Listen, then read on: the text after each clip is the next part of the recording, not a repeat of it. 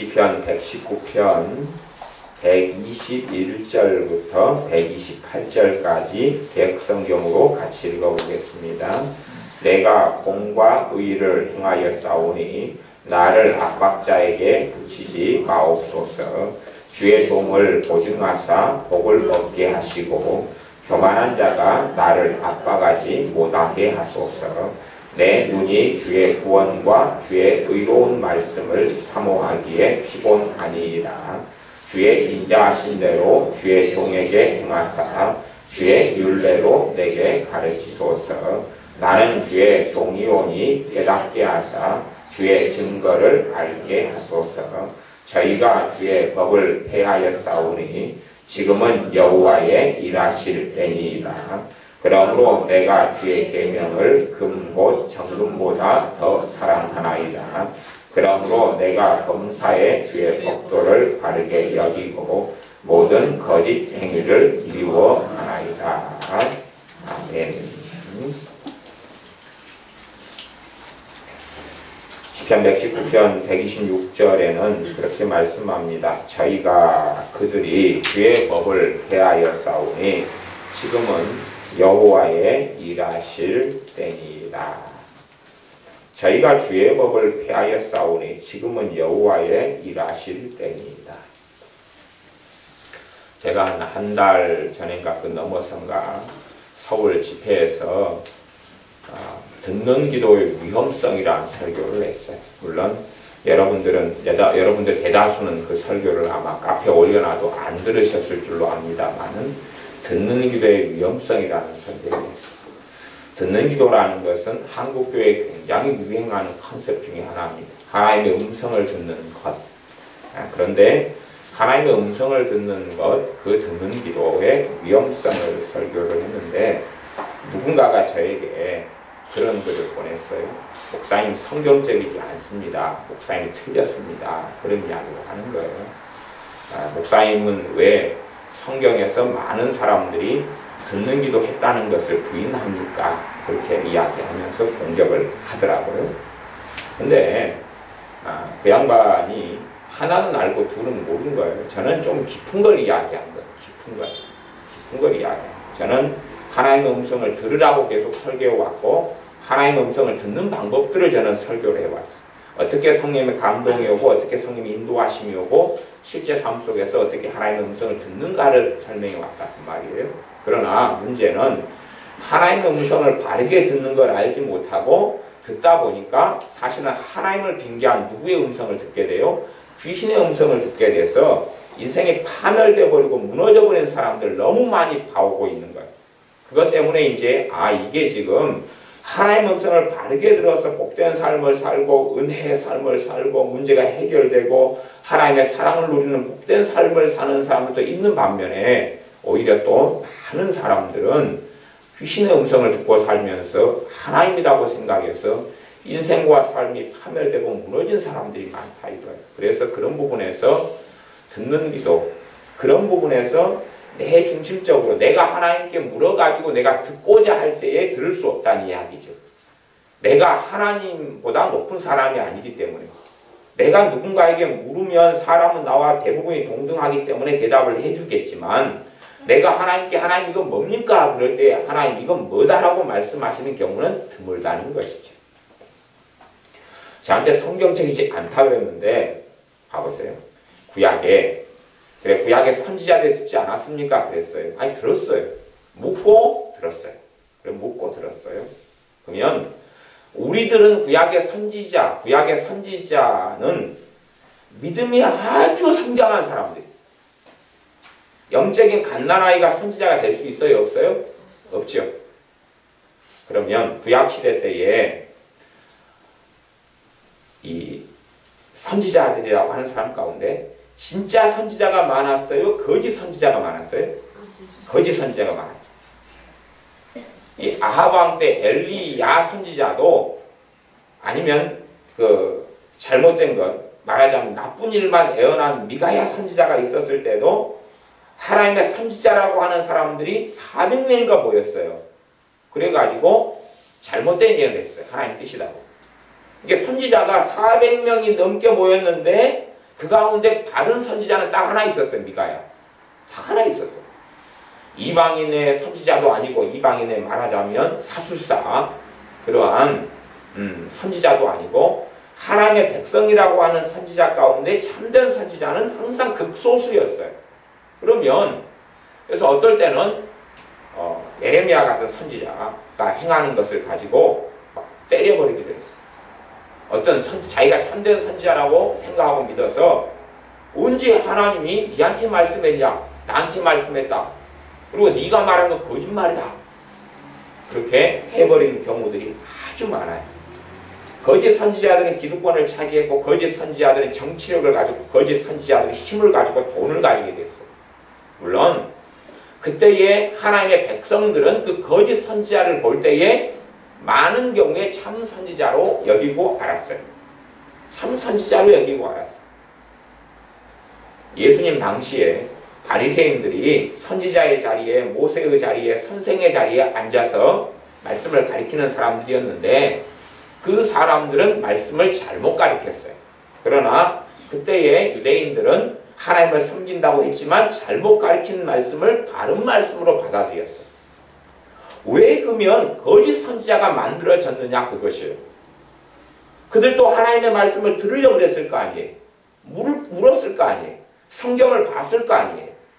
그러나 그들이 도대체 듣고 살아가는 음성이 무엇이냐 하는 것이 사람의 마음속에 탐심과 탐욕과 이기심과 자기 중심성과 정욕을 가지고 있을 때는 그것이 아무도 없을 수는 없지만 그것이 중심을 가지고 있을 때 그게 자신은 별로 없다고 생각해도 강할 때 정욕이 세다 그러면 특징이 있어요. 특징은 고집을 잘 꺾지 않는다는 거예요. 정욕이 세다 그러면 고집을 잘 꺾지 않는다는 거예요. 제가 지금 이야기하는 정욕이라는 것은 성경의 입장에서 정욕을 이야기한 거지 일상적인 세상의 기준으로 정욕을 이야기한 게 아닙니다. 내가 정욕이 셀수록 말하자면 하나님하고 나하고 걸어가는 길이 다를수록 제가 지금 믿는 사람들 이야기를 하는 것입니다. 그런 사람일수록 고집을 꺾지를 않아요. 내가 원하고 주장하는 길을 그대로 걸어가는 거예요. 그대로 걸어가는 거예요. 내가 편한 길, 내가 원하는 길, 내가 바라는 것을 그대로 걸어가는 거예요. 그게 이제 정욕이 센 거예요. 그런 사람들이 하나님의 음성을 정상적으로 들을 수 있냐는 거예요. 그렇지 못해요. 이번에 지난주에 어떤 분이 제가 아는 어떤 분이 아마 여러분도 좀 아실 수 있을지 모르겠어요. 어떤 분이 뇌출혈로 쓰러지셔가지고 거의 식물인간이 되셨어요. 그런데 그분이 어떤 분이냐 그러면 몸이 너무 아프셔서 몇 년 전에 우리 교회에 기도받으러 오셨어요. 몸이 너무 아프셨어요. 근데 사실은 아픈 원인은 뭐였냐 그러면 그분이 매일 귀신의 음성을 듣고 사는 거예요. 누구의 음성이라고 생각하고요? 성령의 음성이라고 생각하고. 그래서 이봉래 원장님이나 저나 이야기했죠. 그 귀신의 음성이라고. 아픈 몸은 좀 기도해주고 치유가 좀 받고 갔지만 귀신의 음성이라고 그걸 버려야 된다고. 자기는 선교 사역도 했고 뭣도 했고 귀신의 음성을 계속 듣고 살아요. 그것 때문에 희열이 있어요. 그걸 버려야 된다고 그랬어요. 그 듣는 음성이 귀신이 성령 하나님이 아니다 그랬어요. 귀신이다 그랬어요. 근데 그걸 안 버렸어요. 그래가지고 지금까지 오면서 반미치광이가 됐어요. 반미치광이가 돼가지고 결국은 지난주에는 쓰러져서 식물인간이 됐어요. 경고는 계속 해왔어요. 물론 우리 교회 교인이 아니기 때문에 다른 교회 부부가 다 다른 교회 교인이고 집사고 그래요. 남편도 와서 남편한테 경고를 했어요. 그런 부분은. 경고를 했는데 남편은 신청도 안 했어요. 이미 남편도 좀 정신이 까닥해버렸죠. 그래서 결국은 그 교회 목사님이 있으니까 도움을 받을 수밖에 없죠. 근데 이미 가르쳐주고 이야기했어요. 그게 성령님이 아니라고. 그러한 일들은 굉장히 심각한 상황이지만 그러한 일들은 굉장히 많아요. 굉장히 많습니다. 제가 주님을 만나고 87년에 제가 교회를 다닌 지 한 12년, 13년 만에 예수님을 믿게 됐어요. 예수 믿게 되고 몇 달 뒤에 은혜를 체험하고 회개가 터지고 방언도 터지고 또 몸이 아프던 게 치유가 되고 그렇게 하나님의 은혜를 받았어요. 그때부터 저도 하나님의 음성을 듣고 살았어요. 근데 하나님의 음성이라는 게 일단은 적고 부분적이에요. 적고 부분적이라는 것은 하나님께서 꿈을 꾸게 해주세요. 꿈으로 말씀을 하시는데 1년에 몇 차례. 그리고 말씀을 붙잡고 기도할 때에 말씀을 통해 제게 하시는 게 특별히 기억나는 것은 1년에 그때 87년이다 그러면 한 번. 88년 같은 경우는 좀 많이 있었어요. 사실은 많이 있었는데 내가 생각하고 우리가 생각하는 것하고는 약간 같을 수도 있고 다를 수도 있어요. 어찌됐든 신앙생활하는 가운데 89년 같은 경우는 제가 대학 강의를 듣다가 성령 하나님께서 너가 상담을 공부해라 말씀하셨다 그랬잖아요. 그런 것부터 몇 차례 있어 왔어요. 그러다가 본격적으로 성령 하나님의 음성을 듣고 사는 것이 95년도부터예요. 95년도부터는 몇 차례가 아니고 하루에도 여러 번씩 사실은 듣고 살아왔어요. 그렇게 해서 이제 저는 하나님의 음성을 듣는 것을 그래서 제가 실제로 더 많이 풍성하게 듣고 사니까 가르치고 강조할 거 아니에요. 그죠? 저는 많은 사람들이 주님께서 말세가 되어지면 미혹하는 영이 점점점 많아지고 귀신 역사가 더 많아져서 사람들을 미혹해 하리라는 말씀을 그때까지는 다 그냥 내가 순수하고 내가 마음이 바르고 동기만 바르면 사람들이 다 하나님으로부터 다 듣게 될 줄로 알았어요. 제가 그때까지도.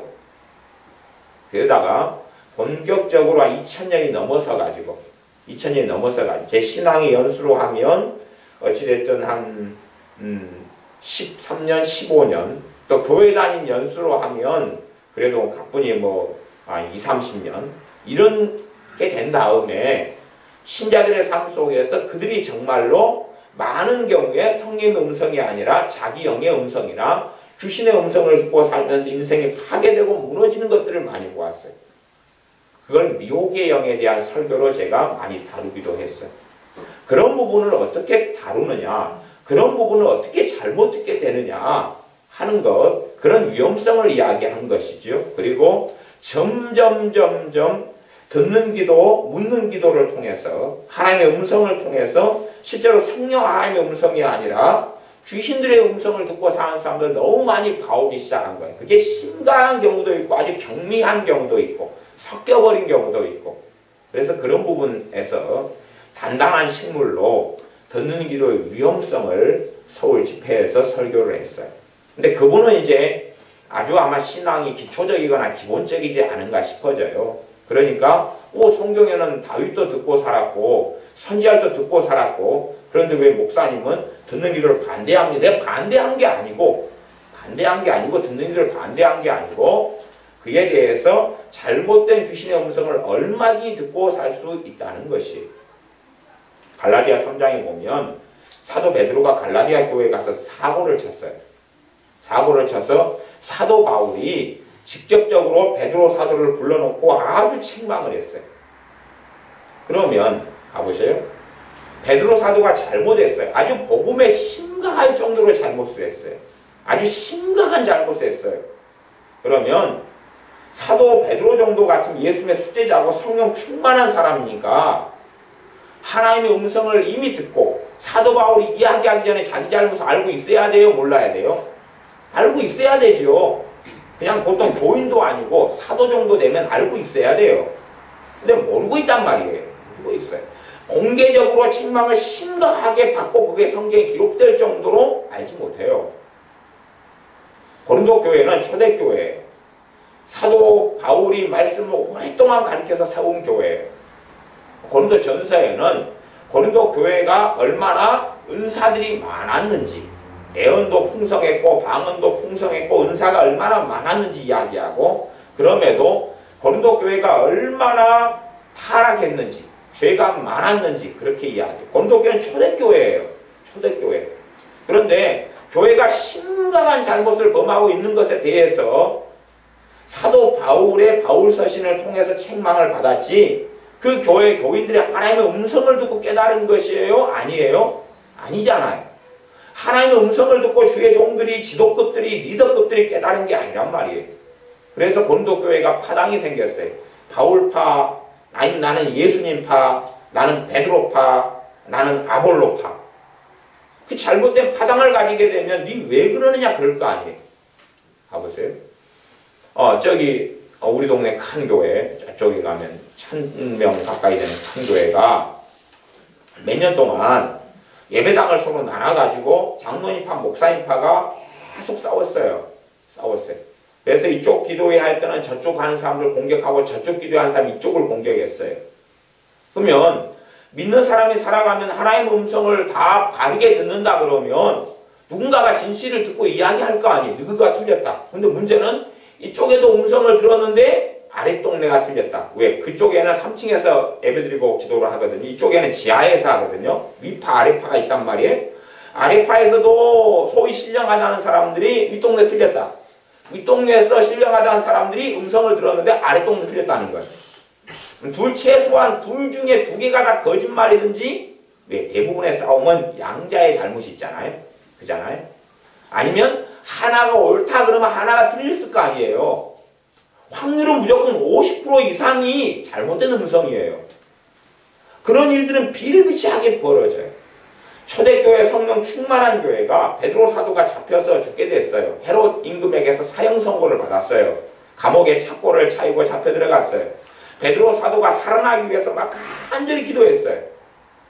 그러면 초대교회 성령 충만한 교회 같으면 그런 음성을 들어야 될 거 아니에요. 염려 말아라, 곧 풀려난다.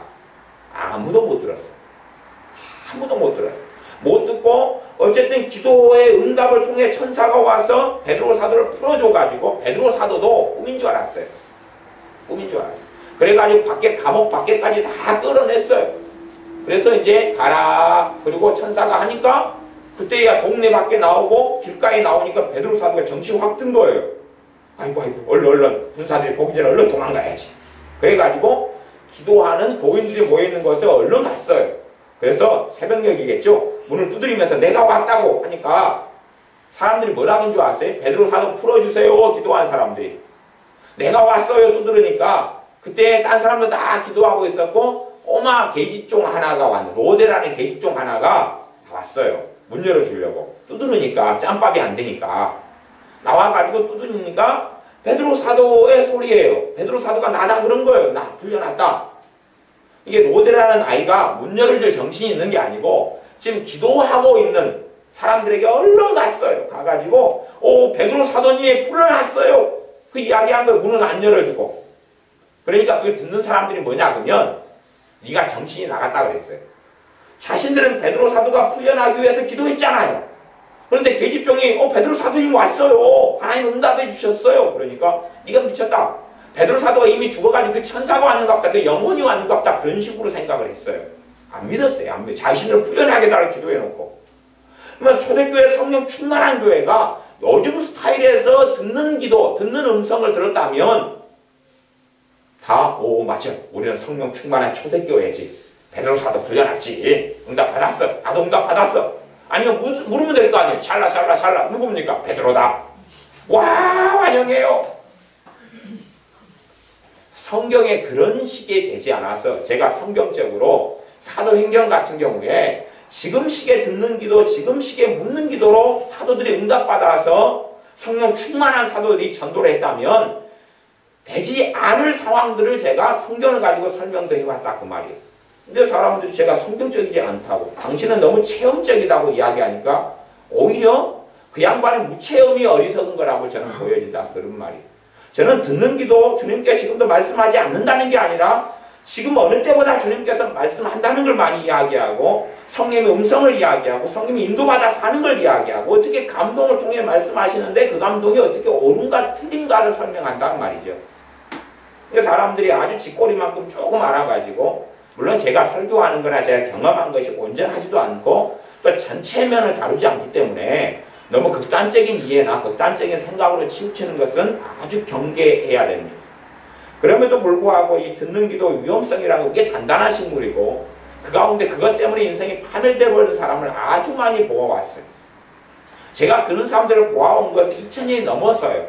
제 신앙의 연수가 그래도 꽤 됐을 때 그리고 그것을 정확하게 보기 시작한 것이 어쨌든 제가 목회를 지금 담임 목사로 목회한 지가 10년이 넘어가니까 그때야 돼서 그런 그때야 돼서 그런 그 전에 성령의 음성을 제가 95년도부터 듣고 살 때에도 이런 세계를 알지는 못했어요. 다 그냥 나같이 될 수 있다고 생각했어요. 물론 다 그게 가능한 거지만 잘못 들을 수 있다는 가능성을 생각하지 않았어요. 별로. 그게 내 인생에서는 별로 경험되지 않은 사건이었기 때문에 그래요. 그래서 제가 이 시편 119편 가운데 본문에 121절부터 128절까지 읽었는데 저희가 주의 법을 폐하여 싸우니 지금은 여호와의 일하실 때이다. 그리고 이 하나님의 사람이 기도한단 말이에요. 그러면 듣는 기도로 한다면 여호와의 일하실 때이다 할 때 없고 언제 일하실 겁니까? 모식, 내시. 그러면 일하실 때이다라고 하나님께 기도할 필요가 없겠죠. 이게 듣는 기도의 방식이 맞을 때가 별로 없다 그 말이에요. 듣는 기도로 여러분이 자식이 엄마한테 엄마 밥 언제 줄 거예요? 밥 때 주지. 저녁 몇 시에 줄 거예요? 저녁 6시 정도에나 먹으려고 그러지. 그까지는 이제 맞다 그래요. 엄마 피자 사준다 그랬잖아요. 피자 정확하게 며칠 몇 시에 사줄 거예요? 그때부터 부모 열받기 시작하죠. 야 이번 주 안에 사준다니까. 아니 정확히 몇 요일이냐니까요. 한 수요일 정도 먹을까? 그날 수요일 예배 드리잖아요. 그래? 그러면 목요일날 드릴까? 아니 수요일까지 그러면 사주셔야죠. 뭐 화요일날 먹읍시다. 그럼 몇 시에요? 엄마 내가 옷 사준다 그랬잖아요. 몇 시에? 며칠날 몇 시에 사줄 거예요? 그렇게 언제 해요? 라고 묻는 어떻게 해요? 대답해 주세요 라고 묻는 것이 안 맞으니까 이게 질문과 답이 코드가 안 맞으니까 부모가 들으면 열받는 거 아니에요. 니 맨날 그렇게 질문할래? 이 질문하는 못된 주둥아리를 팍팍 뗐지? 그럴 거 아니에요. 근데 사람들이 아무 때나 자기가 막 간절히 기도해야 되고 인내해야 되고 때로는 믿음을 가지고 나아가야 될 때에 묻는 것을 해결해 버리지 않다니까요. 열쇠가 있는데 열쇠는 자물통에만 맞을 거 아니에요. 근데 그 정도는 괜찮아요. 간지러우니까 열쇠를 긁어요. 응? 열쇠를 긁어요. 머리가 간지러우니까 머리를 3일 안 감아서 머리가 간지럽잖아요. 머리를 감으면 될 건데 열쇠로 긁어요. 열쇠로 긁어요. 비듬 떨어지죠. 비듬 떨어져요. 그 다음에 또 눈가가 간지러워요. 우리 열쇠로 그들을 했다가 눈 확 찔러요. 와 아프다고 눈물 흘려요. 이게 회개의 눈물인가? 그러다가 이제 다른 사람이 자동차가 있으니까 내 열쇠를 그다 꽂아요. 갖고 운전하고 갈란다. 내 자동차 키가 아닌데 그것이 나무 자동차에 찔르는 거 그 열쇠로. 그 다음에 변비약 걸려가 잘 안 나오니까 이제 그 열쇠로 자식 말이에요. 자식 어린 자식. 우리 의원이 같이 변비약 간혹 해가지고 잘 안 나오는 애들은 손가락으로 그걸 열쇠를 꼬챙이를 꽂아가지고 그 딱딱하게 굳으면 잘 안 나오잖아요. 그럼 파내야 될 때가 있거든요. 경험 안 하신 분들은 잘 모르시지만 쫙대기 이게 열쇠 찔러. 이게 맞을 때가 있다 그 말이. 듣는 기도가 맞을 때가 있고 그 코드가 맞을 때가 있고 안 맞을 때가 있다는 걸 설명한 거예요. 이제 아무 때나 그걸 쓰면 안 될 거 아니에요. 아무 때나. 데일밴드 하나 가지고 모든 문제를 해결하려면 되겠어요? 상처날 때 데일밴드가 정말 많이 필요하지만 데일밴드 가지고 다 해결하지 않잖아요. 아니면 후시딘 하나 가지고 다 해결하려면 안 되잖아요. 상처가 좀 안 되는 후시딘이지만 찢어진 데는 각 꿰매야지요. 그 다음에 입안이 헐면 후시딘이 아니고 오라메디 같은 거잖아요. 입안에다 또 후시딘 바를 수도 있어요. 마음대로 하라 그래요. 근데 오라메디 쪽이 맞는 거고, 아니 입술이 터지고 갈라지고 그러면 찹스틱이나 아니면 꿀 같은 걸 바르는 거지. 이때 입술이 막 찢어지고 갈라지고 피나는데 또 거기다가 하여튼 뭐 데일밴드를 붙여도 돼요. 그까지는 말리지 않겠다는 거예요. 용도가 다르다니요. 용도가 달라요. 무수히 많은 그런 일들 속에서 사람들은 맞는 키로 뭘 생각해버렸냐면 하나님의 음성을 맞는 키로 생각했어요. 지금 현재 많은 교인들이 그러고 많은 믿는 사람들이 그래요. 그러면 안 맞아요. 눈에 보이는 세계 속에서는 내가 잘못된 열쇠를 꽂아가지고 돌려서 문이 안 열리면 열쇠가 아닌가 하면 그러지만 영적 세계 속에서는 그게 잘못됐다는 걸 인식하지 못해요. 그리고 물어요. 귀신이 응답해줘요. 그러면 성령 하나님 음성으로 받아들일 때부터는 미혹되기 시작해요.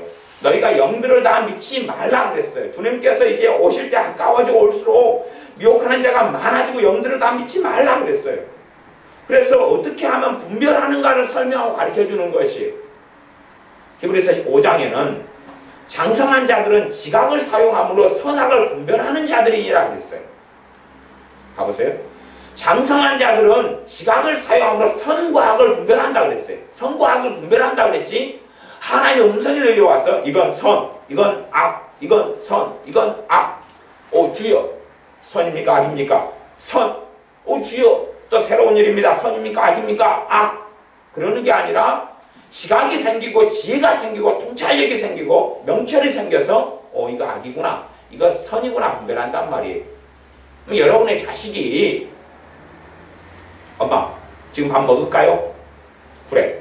몇 숟갈 먹을까요? 아 배부를 때까지 먹어. 아 그래도 몇 숟갈 먹어야 돼요? 엄마 지금 제가 숙제 할까요? 아 숙제 해야지. 학교 숙제 지금 바로 할까요? 바로 해. 언제까지 할까요? 아니 끝날 때까지 해. 안 끝나면요? 그냥 물어요.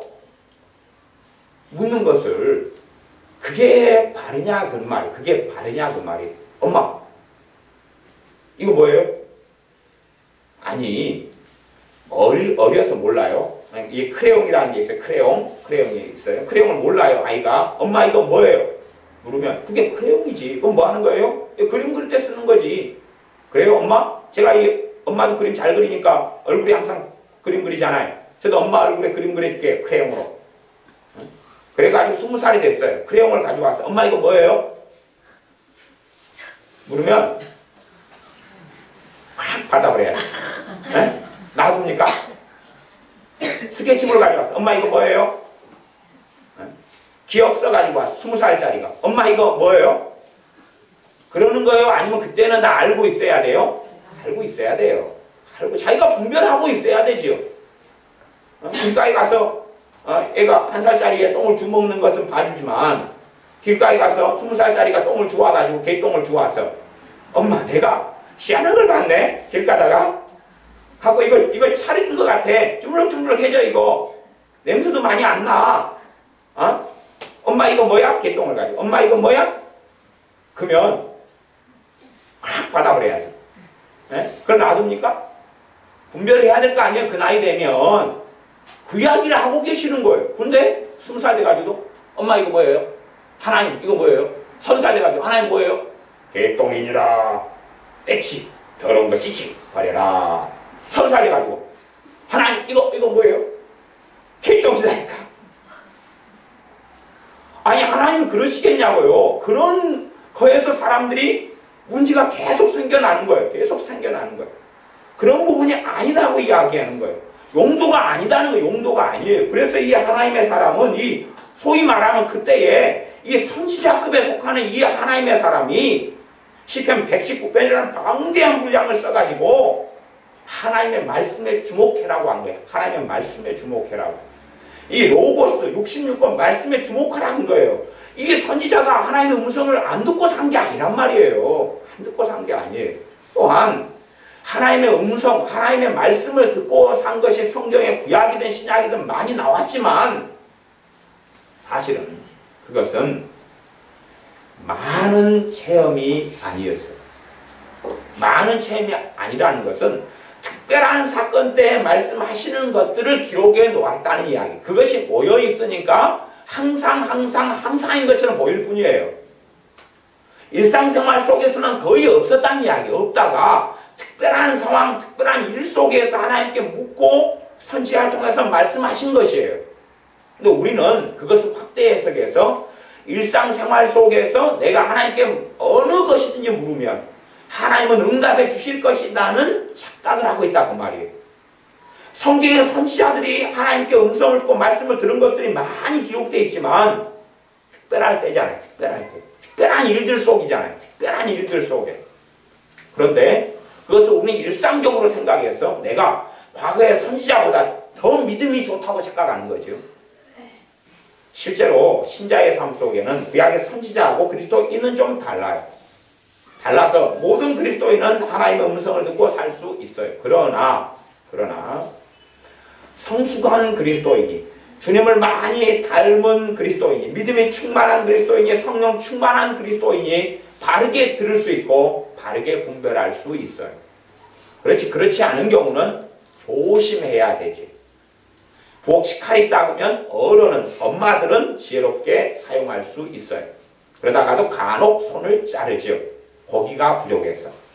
자식에게 먹일 고기가 부족해서 식칼질을 하다가 손을 그래도 엄마들도 좀 베고 잘라요. 그러다가 너무 아파서 고기를 따로 떼지 않고 다시 아까짓기를 바르고 데일밴드로 붙여버리죠. 왜? 자식에게 고기 주고 싶은 마음보다 손가락에 피가 나서 더 아프거든요.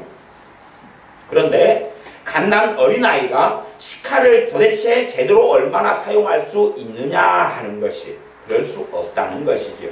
그래서 성경에서 하나님의 음성을 제대로 들어왔던 사람들, 신약에서 가면, 사도행전으로 가면 하나님의 음성을 들은 사람 누구예요? 빌립 집사님. 그죠? 빌립 집사님은 얼마나 성령 충만한 사람이에요. 아주 그냥 초대교회에서는 7명에 뽑혀가지고 집사님으로 임명될 정도의 사람이에요. 당연히 하나님의 음성을 그때마다 듣죠. 들을 수 있죠.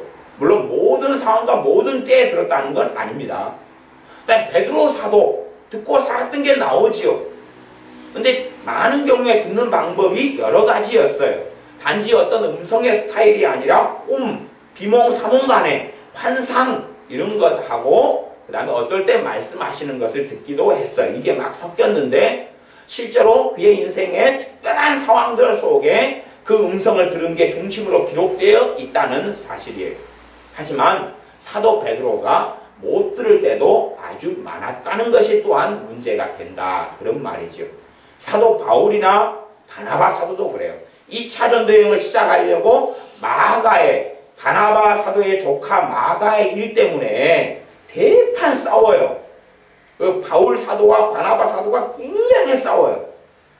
그러면 그들이 음성을 듣는, 요즘식의 하나님의 음성 듣는 법, 듣는 기도, 하나님께 묻는 기도가 생활화되어 있다. 아니, 그 사도들이 하나님의 역사와 하나님의 함께 하심의 중심 인물은 바울과 바나바 사도예요. 누구보다 성령 충만한 사도들이에요. 그러면 그들이 왜 우리가 지금 아는 걸 몰랐을 거라고 생각할 수 있냐, 그 말. 하나님과 관계가 깊은데. 하지만 마가의 일로 그들은 하나님께 묻질 않아요. 그것하고 코드가 안 맞는 일이기 쉬웠으니까 그런 거예요. 그러기보다는 의견 대립을 해요. 의견 대립을 해서 한 사람은 마가를 데리고 전도하러 가자 그러고 한 사람은 안 된다 그런 거예요. 그래서 너무 심각하게 싸워서 갈라서고 말았어요. 자, 그럼 거꾸로 그렇게 할 수도 있죠. 그때는 안 물었다고 치고 갈라선 다음에 이제 둘이가 물으면 될 거 아니에요.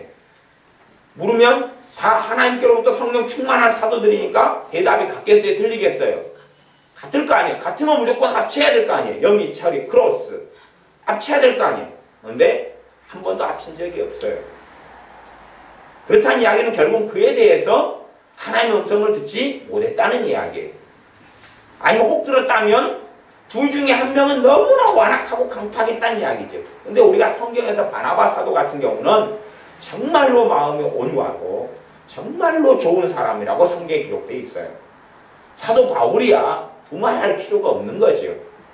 근데 그렇게 공평하게 성경을 전체적으로 봐야 되는 것이, 그냥 야푸르하게 봐가지고 다윗이 하나님께 음성 들었네. 들었지요. 봐보세요. 다윗의 시대 때 3년, 영부년 3년 기근이 들었어요. 3년이 연타나 기근이 들어가지고 무수한 사람들이 굶어 죽어 갔어요. 그때 다윗이 하나님께 기도해요. 이게 무슨 이유입니까? 그래요. 무슨 이유입니까? 그전에는 다윗이 기도했겠어요? 안 했겠어요? 했겠지요. 기도의 사람이 응답을 못 받았어요. 3년 기근이 1년 기근이 들면, 요즘 우리 같으면 농사의 시대가 아니잖아요. 그때는 농사의 시대에 기근이 들면 가축도 못 키워요. 기근이 들어서 얼마나 많은 고통을 백성이 당해요. 백성을 사랑했던 임금이 다윗 임금이잖아요. 그런데 1년 기근 들어서 비참한 일을 백성이 당할 때도 하나님께로부터 듣지를 못하는 것이에요. 다윗은 선지자에 포함된 사람입니다. 다윗은 선지자에 포함된 사람이에요. 들어요? 못 들어요? 못 들었어요. 2년이 됐어요. 들었어요? 못 들었어요? 못 들었어요. 이게 사람들은 나는 다윗보다 훨씬 신령하다고 생각하는 거예요. 나는 마음대로 물으면 들을 수 있다고. 다윗은 못 들었다니까요. 3년이 기근이 들어가지고 완전히 파탄이 난 다음에야 그때야 하나님께 물어요. 근데 그전에도 물어왔겠지요. 왜입니까? 자신도 선지자고 또 다른 선지자들이 많이 주변에 있었어요. 다윗 주변에 선지자들이 있었단 말이에요. 있었어요. 근데 못 들어요. 선지자들이 다윗 주변에 좋은 선지자들, 참 선지자들이 다윗 주변에 포진하고 있었다니까요. 그 성경에 나오잖아요. 그들이 들어요? 못 들어요? 못 들어요. 못 들어요. 그들이 안 물었겠어요? 나라가, 국민이, 백성이 굶지 않고 배 따뜻하게 사는 게 그것을 얼마나 그들이 원하는데 듣지 못했다니까요. 3년 기근이 당한 다음에야 하나님께 물어요. 그러니까 이제 그 특별한 사건에서 듣는 것이 성경에 기록됐다 그 말이에요. 그렇게 상식적으로 전반적으로 66권을 쫙 살펴야 되는데 제가 그렇게 살펴가지고 이야기하잖아요. 그런데 저한테 성경적이지 않다뇨. 그래서 내가 중치는 맡기지 않지만은 참 깝깝한 사람이 가끔 유튜브에다 댓글을 달아놓으셨더라고요. 자기가 옳다고, 목사님은 성경 틀렸다고, 내가 당신 설교 듣다 보니까 내가 가슴이 답답한 이유를 알았다고, 당신이 성경적이지 않기 때문에 내가 가슴이 답답했다고, 그래서 당신 설교 잘못했다고, 그게 당당하게 달아놓으시더라고요. 내가 똥이 된장인지 이야기를 해주는데, 제 설교가 다 옳다는 것도 아니고, 제 경험이 다 완벽하다는 것도 아니에요. 근데 성경을 전체를 가지고 이야기하자, 전체를 가지고 이야기하자, 그 전체를 조망하고 봐야지요. 이게 사람들은요, 한순간에 뭐든지 해결할 수 있다는 생각을 하나님을 통하면 뭐든지 한순간 해결할 수 있다는 마음을 가져요. 하나님이 말씀하기만 하면 내가 듣기만 하면 그렇게 생각할 수 있죠. 하지만 안 그렇다니까요. 안 그렇다니까요. 하나님께 듣고 살아가는 것도 부분적이다니까요. 하나님이 말씀하시는 대부분의 말씀하시는 통로가 은사들이다니까요. 은사들이다니까요. 그래서 성경은 애언은사를 그렇게 많이 설명하잖아요. 그러나 또 제가 애언은사를 저도 90년에 받아가서 애언을 하고 살지만, 애언 사역을 하지만, 애언 사역의 위험성을 제가 또 설교를 해요. 그러면 그런 사람도 저한테 그럴 거 아니에요. 당신 애언 반대하냐? 아니, 내가 애언은사를 받아가지고 20년이 넘었는데 내가 왜 반대하겠어요, 그걸. 근데 거짓 예언을 듣고 잘못된 예언을 하고 살면서 다른 사람을 비참하게 만들고 자기도 비참하게 되어지고 엉망이 되어 있는 사람들을 너무 많이 봤어요. 그런 목사님들, 그런 기도원 원장님들, 그런 집사님들, 교회를 난잡하게 만드는 예언을 하는 사람들 무수히 많이 봤다니까요. 그러면 그것을 가르치고 설명해야 될 거 아니에요. 그래서 이 하나님의 사람이 시편 119편에는 다 선지자들이 있어서 하나님의 음성을 듣고 살아갔던 시대에 하나님의 말씀에 주의를 기울여라. 그리고 방대한 분량에 기록되어 놓은 거다. 그 말입니다. 121절부터 말씀을 제가 읽어가겠습니다. 내가 공과 의를 행하였사오니 나를 압박자에게 붙이지 마옵소서. 압박자에게 붙이지 말라는 이야기는 실제로 이 하나님의 사람을 괴롭히고 압박하고 학대하고 억압하는 사람이 있는 중이다는 이야기예요. 중이에요. 중인데 완전히 붙여버리면 그 사람 때문에 내가 더 비참하게 되니까 그렇게 하지 말아달라는 거예요. 여기에 묻는 것을 적용하면 코드가 안 맞다 그런 말이에요. 하나님, 압박자에게 붙일 겁니까 말 겁니까? 예스예요? 노예요? 그러면 하나님은 붙인다 그래야 돼요? 안 붙인다 그래야 돼요? 뭐라고 이야기하셔야 되죠? 답이 거기에 있어요? 없어요? 없잖아요. 없잖아요. 이게요, 하나님께서 말씀하신다 그래도 어떤 말씀을, 음성을 들려주신다 그래도 그걸로 표현할 수 있는 것은 한계가 있다니까요. 한계가 있어요. 한계가 있어요. 그 사람이 오해하기도 너무 쉽고 곡해하기도 너무 쉬워요. 하나님이 그러면은 테이프처럼, 노래처럼, 설교처럼 1시간 내내 설명해주고 말씀하시겠냐 그 말이에요. 안 그럴 거 아니에요. 단편적으로 말씀하실 거 아니에요. 문제는 성경이 이렇게 앞뒤 문맥이 있어도 오해하고 착각하는 게 쉬운데 몇 마디 말씀하셨어요. 얼마나 오해하고 착각하기 쉽겠어요. 그런 경우일수록 더 말씀을 안 하셔요.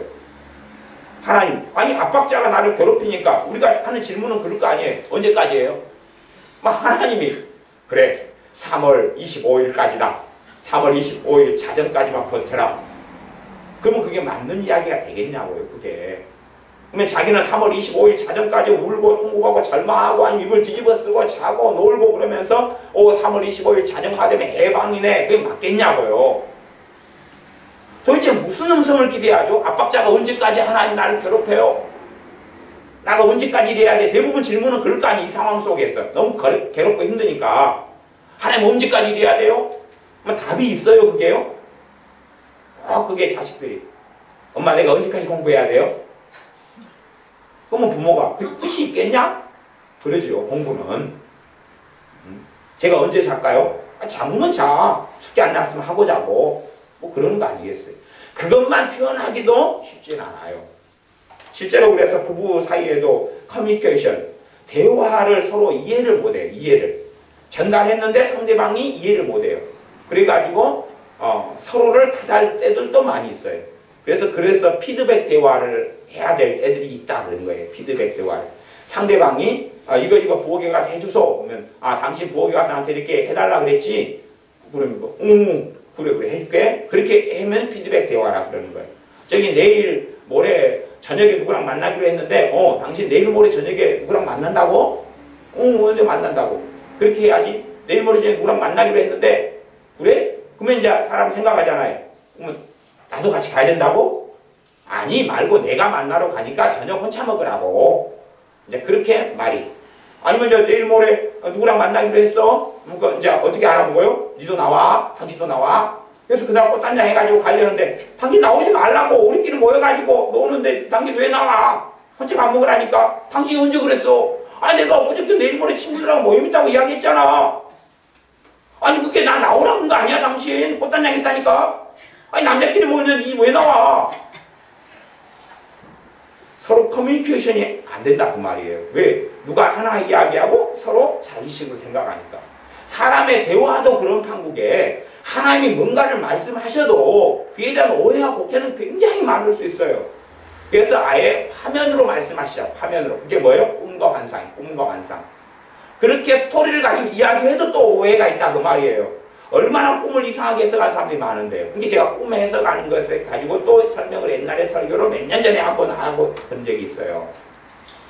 어떤 분이 제게 이렇게 물으시더라고요. 목사님, 주술사들이 점쟁이들이 사용하는 꿈 해몽 방법을 사용해도 됩니까? 그래요. 그래서 뭐 돼지가 나오면 돈 번다는 꿈으로 목사님 생각하면 돼요? 그래요. 그래서 제가 뗐지요. 돼지 나오면 귀신 역사하는 겁니다. 꿈에 해몽을 보면 어떻게 해야 돼요? 기본적으로 동물이 꿈에 보이면 귀신이 역사 많이 하고 있는 것입니다. 벌레나 동물이나 그런 게 보이면 귀신 역사 드글드글 하고 있는 거지. 막 곰이 나타나고 막 사자가 나타나고 막 그런 거 아닙니다. 다 짐승만 다 보이면 안 좋은 것입니다. 세상에서 하는 꿈 해몽하고 영적으로 하는 꿈 해석하고는 많이 다릅니다. 하고 자기는 이제 자기가 꿈을 갖다 꿈 해석하 그 점술가들이 쓰는 걸 보고 공부하고 있다는 거예요. 그래서 제가 참 안 됩니다. 큰일 납니다. 그렇게 이야기했어요. 그러니까 꿈 해석도 전에 어떤 목사님이 저한테 와서 제가 꿈에 주님 만났어요. 너무 좋아요. 그러는 거예요. 그래서 그래요? 꿈 이야기를 들어보니까 그게 아니에요. 귀신이 준 꿈이에요. 해석을 잘못하신 거예요. 그래서 그거 귀신이 준 꿈입니다. 그래서 아니요. 나 주님 만났는데요, 목사님. 그분이 목사입니까? 목사님 그게 아니라니까요. 지금 꿈 이 부분에서 요자락이 이런 문제가 있잖아요. 그러니까 요것은 바보새 아니잖아요. 진짜 그러네요. 나 왜 그걸 또 못 봤을까요? 못 본 게 아니고 목사님 꾸셨잖아요. 내가 꾼 꿈이 아니고. 근데 내가 그 부분이 틀린 것을 지적하니까 목사님이 알아들으신 거잖아요. 이거 주님 아니잖아요. 그분은 이제 꿈에 주님이 뭘 일을 시켰어요. 그러니까 그걸 순종하려고 그럴 거 아니에요. 근데 그게 이제 아닌 거예요. 그런 일이 벌어지는 판국에 꿈도 해석이 어려운 판국에 몇 마디 말을 듣고 어쩐다? 안 맞다. 그런 말이 안 맞다. 그래서 주님의 음성을 바르게 듣는 법이 바르게 돼야 되지. 그냥 무작정 대고 칼 써라, 총 써라. 총은 굉장히 효과 있는 무기야. 총으로 이렇게 다 해. 전에 광주 사태 때, 저는 광주 사태라고 그럽니다. 광주 사태 때 사람들이 죽어나갔는데 우리가 생각하는 숫자보다 훨씬 많이 죽진 않았어요. 그런데 대부분 죽은 이유가 몇 가지예요. 죽은 이유가. 첫째는 광주 사태 때 총 무기 실탄을 가진 사람들이 무기고를 첫째는 그 교도소를 습격했어요. 교도소를 몇 차례에 걸쳐서. 교도소에는 누가 있어요? 그 죄수들이 있죠. 강도, 살인마, 강간범, 도둑놈, 사기꾼. 교도소를 습격을 했어요. 교도소를 습격해가지고 죄수들을 풀어놔서 사회를 혼란시켜버리려고 그랬어요. 교도소를 습격해가지고 총격전이 벌어져서 총 맞아 죽은 사람들. 한대거리. 그건 이제 그러면 교도소에 있는 군인들은 총을 주로 가지고 있는 게 M16 총이에요. 이게 무슨 총알에 죽었느냐죠. 그때는 M16에 맞아서 죽은 사람들이 이제 얼마였어요. 그 다음에 대다수의 죽은 사람들이 그 당시에 무기고를 한꺼번에 탈취를 다 3시간 만에 모든 무기고를 다 털어버렸어요. 계획적으로. 그런데 그 다음에 그 총은 칼빈총이에요. 칼빈총. 우리도 옛날에 저 같은 경우는 예비훈련 받거나 민방훈련 받거나 하면 칼빈총을 가져요. 그러면 무기고가 저야 이제 무기고에 가서 총을 받은 사람이니까 무기고의 위치가 어딘지를 알아요. 그것도 딱 한 군데밖에 몰라요. 제가 주로 봉산동 무기고에 가서 무기를 수령했으니까 봉산동 무기고만 알아요. 그러나 제가 무기고 앞을 지나면서 우리 교회 식구들이나 애들한테 다 물어봤어요. 무기고 어디 있는지 아냐? 그러니까 아무도 몰라요. 무기고 옆을 지나갈 때 그것도 10번 이상을 지나간 다음에 요게 무기고야. 요 안에 총 들었어.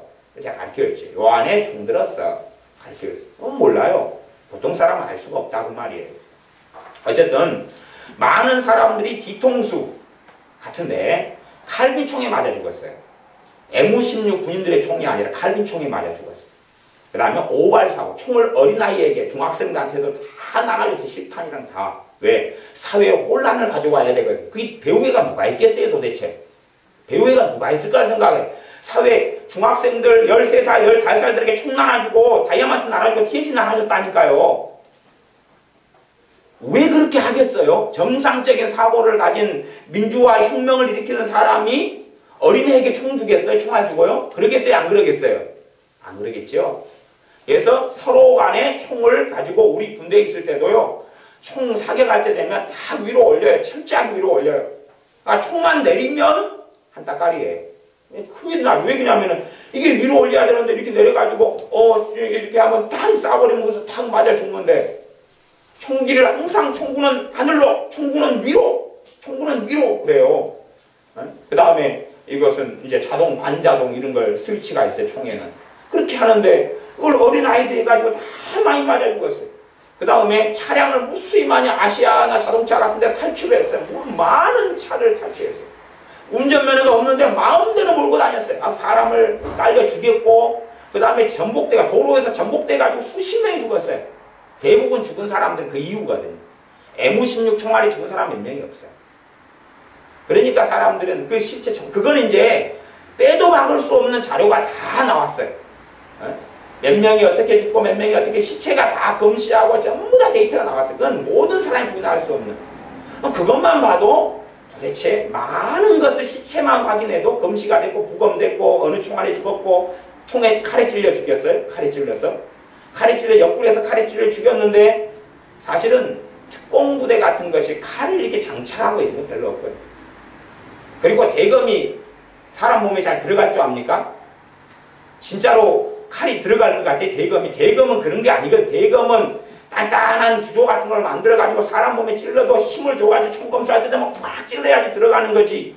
칼날을 빡 날카롭게 해가지고 젖가슴을 도려낼 정도의 칼날이 있는 줄 알아. 대검이. 군대도 안 간 사람들이 아니냐. 대검은 그런 게 아니에요. 대검은 아무리 요걸 베어도 잘라지지가 않아요. 우리 집사님 아시죠?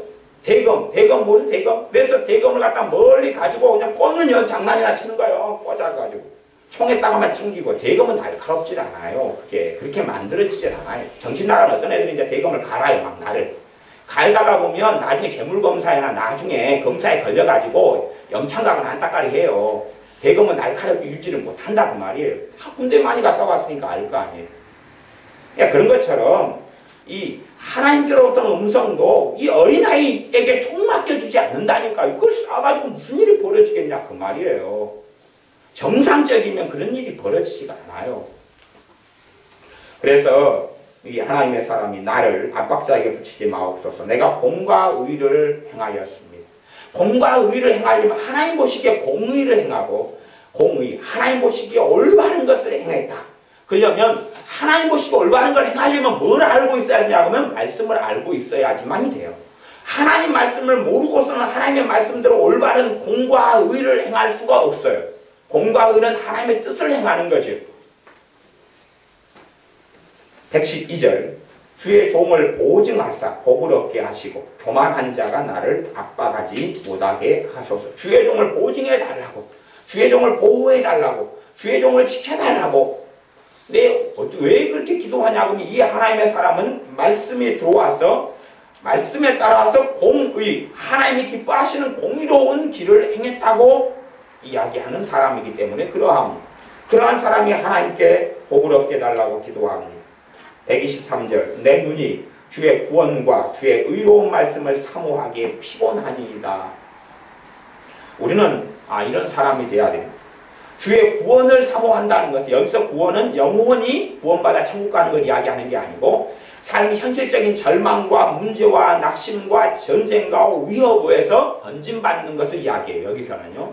그래서 이 하나님의 사람은 하나님께서 언제나 지금 이 부분에서 나를 구원해 주시고 풀어주시고 해방해 주실까를 기다리고 있다 그 말이에요.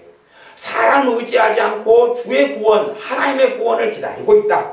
간절히 사모하고 있다. 나아가서 주의 의로운 말씀을 사모하기에 피곤하다.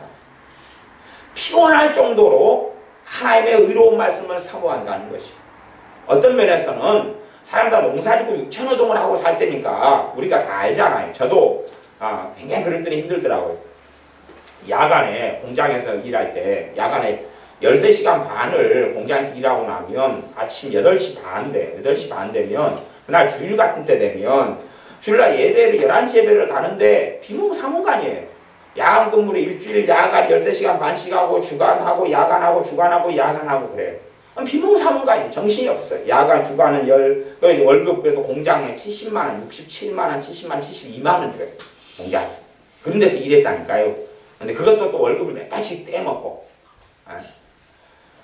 근데 그렇게 몸이 막 피곤하니까 내내 기계에 매달려가지고 생산품 끄집어내고 처리하고 끄집어내고 다시 재고 합격선에 다시 맞추고 막 그렇게 하고 몸이 피곤하니까 말씀 있는 정신도 없고 예배 드릴 때 졸고 앉아있고 몸이 피곤하니까 그래요. 근데 이 하나님의 사람은 피곤해도 무엇을 사모한다는 거예요? 말씀을 사모한다는 것이. 다 육체노동했을 때 살았던 사람들이 이야기입니다. 사무실에 앉아서 근무했을 때의 시절에 적어진 성경이 아니에요. 그때는 사무실에 일할 사람이 사무실에 없었어요. 오피스텔도 없었고. 주의 말씀을, 의로운 말씀을 사모한다. 우리는 하나님 말씀을 사모하고 원해야 됩니다. 다 선지자가 있고 하나님께 응답을 받고 선지할 때 응답받을 시절에 뭐라고 말씀하냐면 이 로고스, 이 말씀을 사모하라라고 말씀을 사모하라. 124절 주의 인자하신 대로 주의 종에게 행하사 주의 율례로 내게 가르치소서. 주의 율례는 주의 말씀, 주의 말씀을 내게 가르쳐 주십시오. 나는 주의 종이오니 깨닫게 하사 주의 증거를 알게 하라. 주의 증거는 주의 말씀을 증거라 그래. 주의 말씀을 알게 해달라고. 여기서 주의 종이라는 것은 나는 거룩한 주의 종이야. 목회자가 하는 그때 쓰는 말이 아니고 나는 주님의 머슴입니다. 그런 말이에요. 나는 주님의 머슴입니다. 나는 주님의 노예입니다. 나는 주님께서 오라 그러면 오고 가라 그러면 가는 그런 자리에 있는 사람입니다. 그러니 주의 증거를 알게 해주십시오. 주의 말씀을 내가 알면 가라 그러면 가고 오라 그러면 오고 멈추라 그러면 멈추고 내가 그렇게 하겠습니다. 그런 것이에요. 나는 목회자입니다. 말씀 좋게 말씀할 때 가르쳐 주세요. 그래야지 내가 설교를 잘할 겁니다.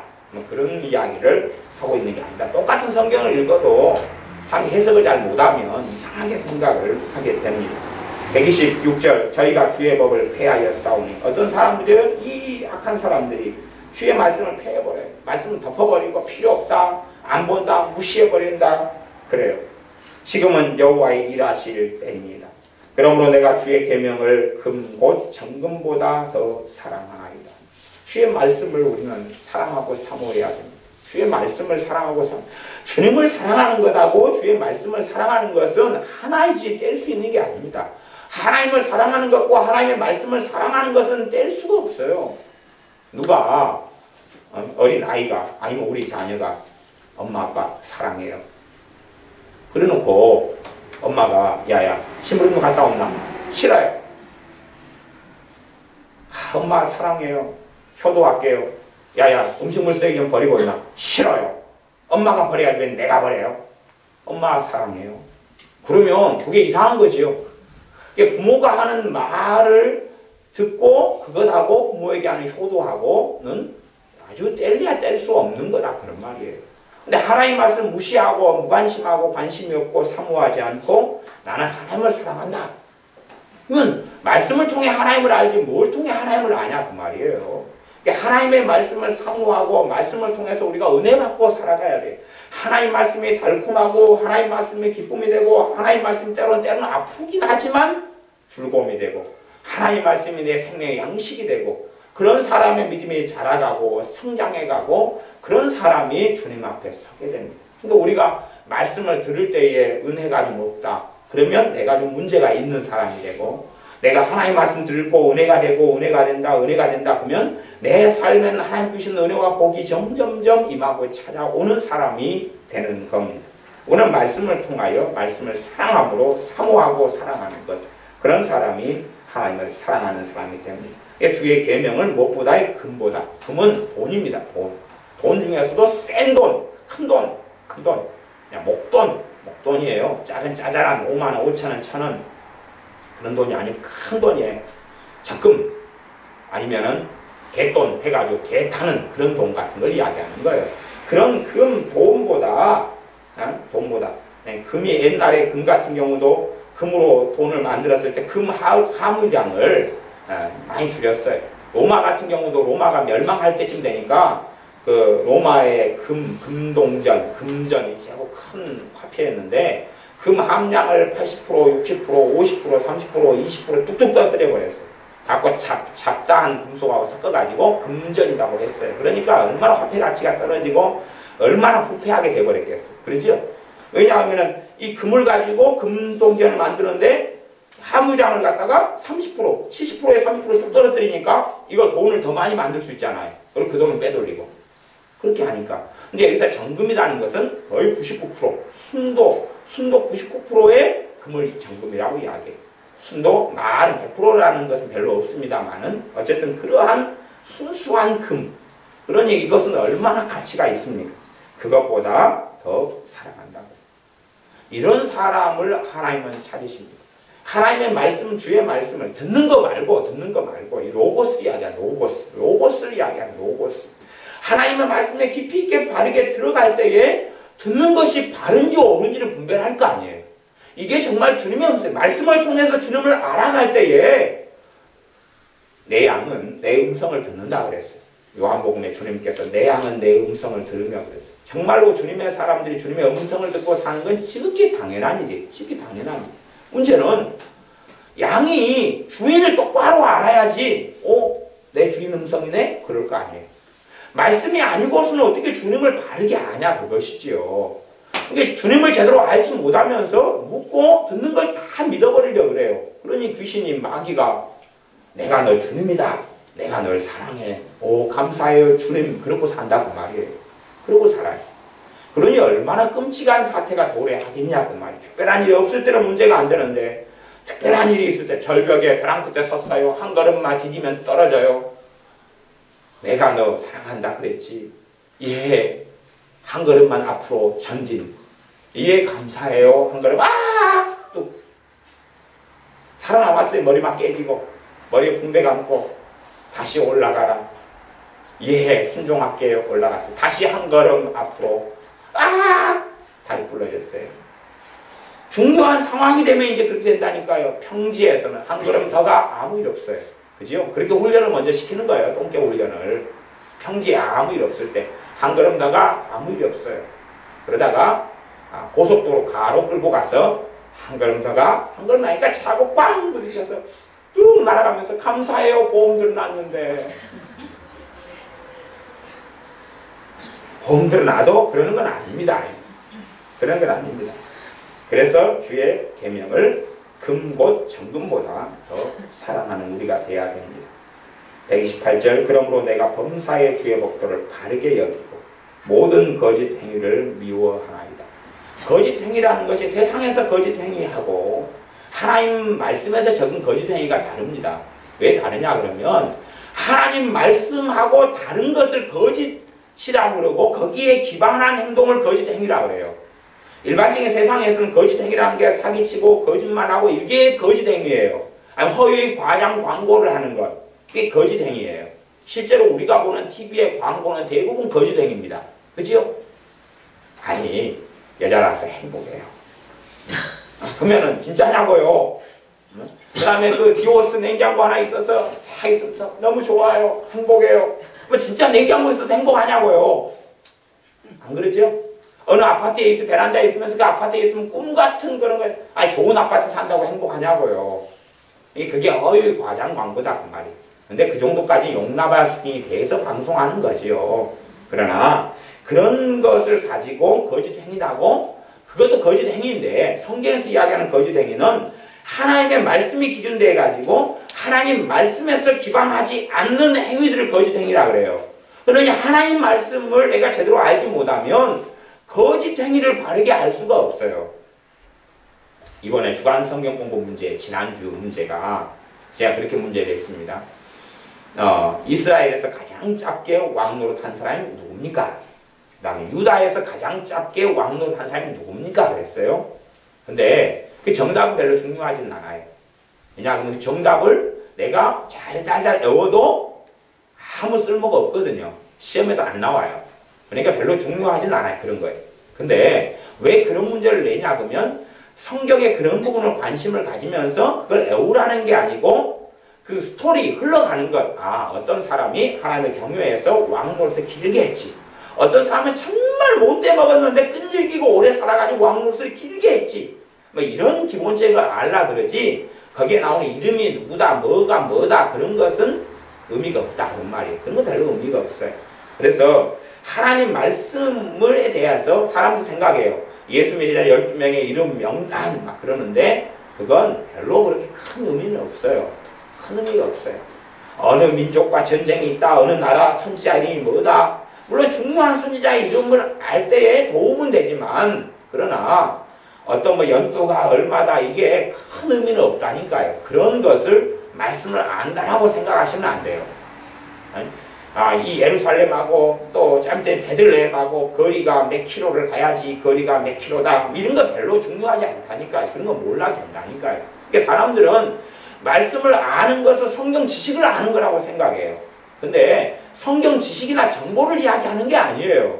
그 말씀을 통해서 내 마음이 시원해지고 말씀을 통해 은혜가 되고 말씀을 통해 믿음에 자라가는 그런 말씀들을 이야기하는 거예요. 하나님 말씀을 내가 깨달아지고 알아지고 말씀을 통하여 주님을 만나고 말씀을 통하여 내 믿음에 성장하는 그런 말씀들을 이야기하는 것이.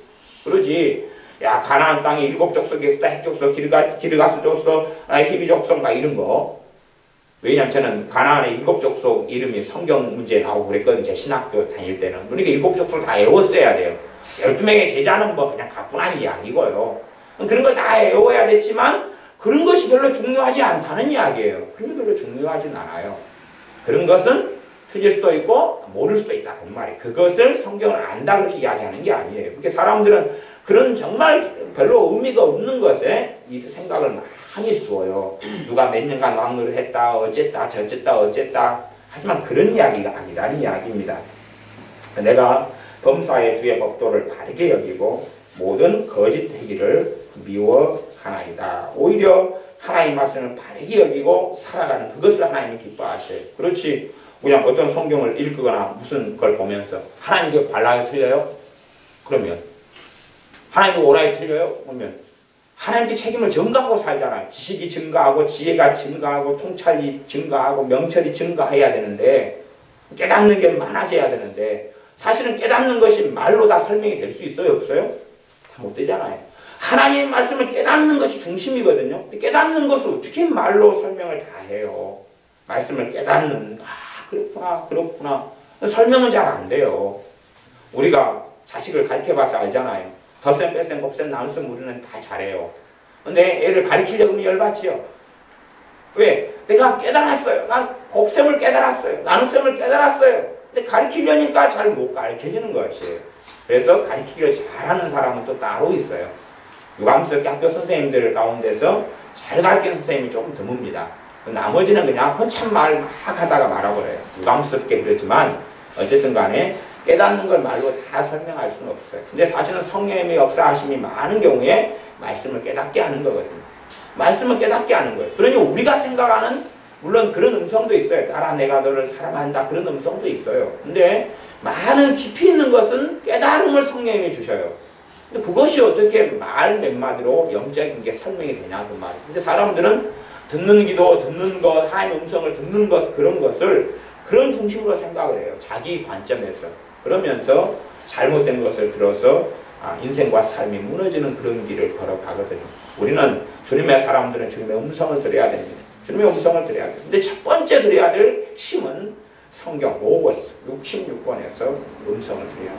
66권에서 음성을 들어야 돼요. 음성을 듣는 게 말씀을 읽고 들으면서 마음이 뜨거워지고 삶이 뜨거워지고 회개가 되어지고 주님을 더 사랑하게 되어지고 그렇게 되는 게 음성을 듣는 거다 그 말. 듣는 것이 그게 듣는 것이. 부모가 자식한테 편지를 썼어요. 외국에 여행 가면서 야 동생 잘 돌봐라. 그리고 여행을 갔어요. 그러면 그것을 내가 읽으면서 엄마 아빠가 동생 엄마 아빠 안 계실 때 잘 돌보라 그러는 것 같다. 그러면 그게 음성을 듣는 거 아니에요. 그렇죠? 그렇게 딱 그 잘해야지 마음 먹는 거. 그게 음성을 듣는 거죠. 그러죠. 우리는 그렇게 하나님 말씀하신 것을 가지고 있다니까 이렇게 가지고 성경 66권에 가지고 있어요. 이것을 우리가 듣고 그렇구나. 이게 가장 기본이에요. 기본. 그리고 실제로 삶 속에서 성령의 은사를 통하여 때론 꿈과 환상을 통하여서 내게 말씀하시는 걸 듣는 것은 그 다음의 것이다. 그 다음의 것. 기본하고 그 다음의 것하고는 바뀌어지지는 않는 것이 바뀌어지지 않아요. 근데 꿈과 환상을 중심으로 살아가는 사람은 어리석은 사람이 됩니다. 그걸 중심으로 삼을 수는 없어요. 우리의 삶에서 실제의 삶을 살아가기 때문에 성경 말고 실제의 벌어지는 일 속에서 하나님 꿈으로 말씀하시고 환상으로 말씀하시는 건 사실이에요. 그게 필요해요. 필요하지만 우리가 중심으로 우리 영혼의 양식이 되는 건 이 성경 말씀입니다. 내가 하나님께서 내가 어떤 집을 이사 가기 위해서 막 기도했더니 이사 갈 집을 하나님이 꿈에 보내주셨어요. 그런 꿈의 은사를 가진 사람들은 참 편리해요. 그런 부분에서. 물론 꿈의 은사를 가진 사람들이 다 이사를 놓고 기도했는데 이사 갈 집을 다 보는 건 아니에요. 그런데 종종 보는 사람도 있어요. 그게 참 편하죠. 편해. 그래서 어디 장보지 같은 데 본 다음에 이 집 저 집 가보니까 이사가 내 꿈에 보니 그 집이네? 야 이게 맞는 것 같아. 얼마나 좀 편해요. 그러나 그것은 그 일을 해결하는 것이지 실제로 내가 매일 살아가는 양식은 아니다 그 말이에요. 아침에도 이사갈 집을 보여준 그 집을 또 생각하고 묵상하고 내일도 묵상하고 이사 다 갔는데 1년 뒤에도 그 집을 묵상하고 있을 수는 없잖아요. 그건 영의 양식은 되는 건 아니다는 이야기입니다. 우리의 삶 속에 하나님의 말씀을 통해서 하나님의 음성을 듣고 그래서 우리의 믿음은 성장하고 자라면 하나님께서 말씀하시는 것을 내가 잘 분별할 수가 있어요. 어디에서 오는지 선과 악을 분별할 수 있어요. 영들을 말씀을 통해 분별하고 모든 영들을 믿지 말고 그 영이 하나님께 속하였나 시험하라. 그런 것처럼 잘못된 것을 시험하고 테스트해서 이건 아니구나, 이건 기구나, 맞구나. 그리고 그렇게 해서 또한 우리가 다른 사람들을 성숙한 사람이 되어서 돕고 섬길 수 있습니다. 주의 말씀을 누구보다 사모하는 우리가 되시기를 바랍니다. 기도하겠습니다. 아버지 하나님, 많은 사람들이 하나님의 음성을 듣는 기도, 묻는 기도에 치중하여 살아갑니다. 주님의 사람은 당연히 주님의 음성을 들어야 하는 게 맞습니다만은 또한 말씀 중심의 삶을 살지 아니하고 믿음 가운데 성장하고 선악을 분별하지 못하는 많은 사람들이 듣는 것에 의지하여서 모든 것을 듣는 것으로 묻는 것으로 해결하려 하다가 원수 마귀의 함정에 빠져서 비참한 인생을 보내는 것을 많이 보매 우리는 진리의 말씀 가운데 거하여 살게 하여 주시고 그렇게 살면서 때로 꿈을 통해 환상을 통해 또한 성령의 음성을 통해 은사들을 통해서 또한 설교나 다른 사람의 말을 통해서 애언을 통해서 하시는 주님의 말씀을 듣고 잘 분별하여 좋은 것을 취하는 우리가 되게 하여 주시옵소서. 예수님의 이름으로 기도하옵나이다. 아멘.